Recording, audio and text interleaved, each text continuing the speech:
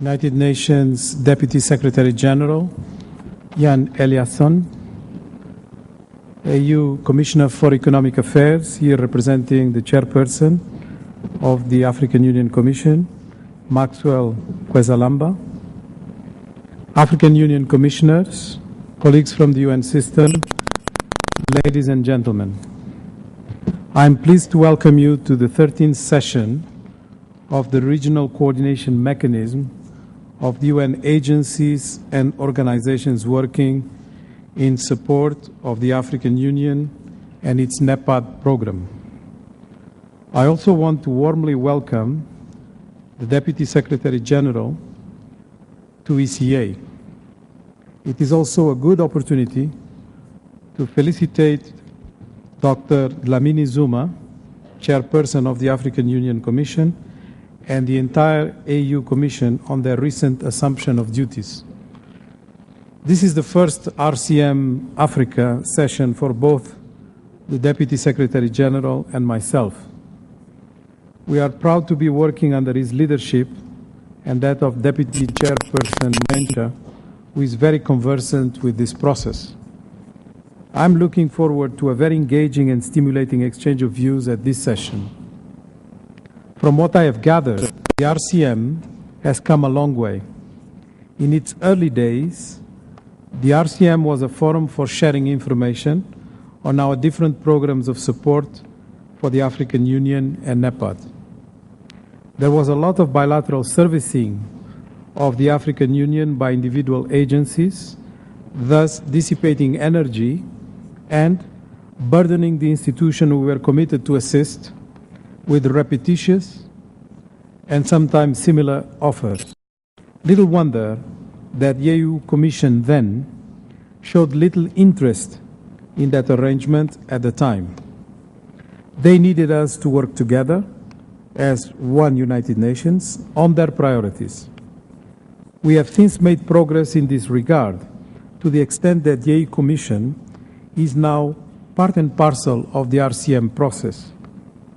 We must nevertheless admit that the functioning of our mechanism is still work in progress. There is still a lot more to be done. In particular, we need to pose some key questions relating, for instance, to the impact of our activities and whether we are responding to the priorities of our partners. We also need to reflect on whether the 9 clusters that we have are functioning as expected. We should, moreover, ponder over the sectoral coverage of the clusters and whether their remit is too wide or too narrow. Then there is always the issue of resources. We need to ask ourselves if the resources we have put at the disposal of the RCM are adequate for the set objectives. It is obvious that we remain fully committed to working together, but that is not enough. We need also to do it in a way that will keep improving our common track record. Colleagues, the theme of our meeting, the post-2015 development agenda, is very timely. There are several processes and consultations going on in this regard, and we will be hearing from key actors in the process. I feel that it is particularly appropriate that Africa should take more than a passing interest in the development agenda that will replace the MDGs.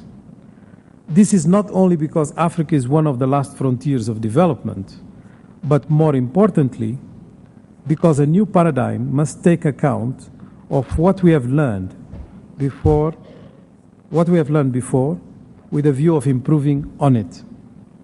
The post-2015 agenda is therefore key for the African Union and NEPAD. It is thus appropriate that the UN agencies working in the continent begin to share their reflections on this important issue to better contribute to the final outcome.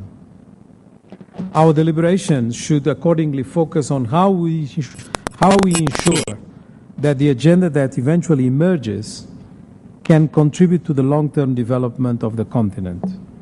I'm confident that given the extensive experience and knowledge available to us, will have a rich and meaningful set of deliberations, as well as a concrete and useful number of recommendations.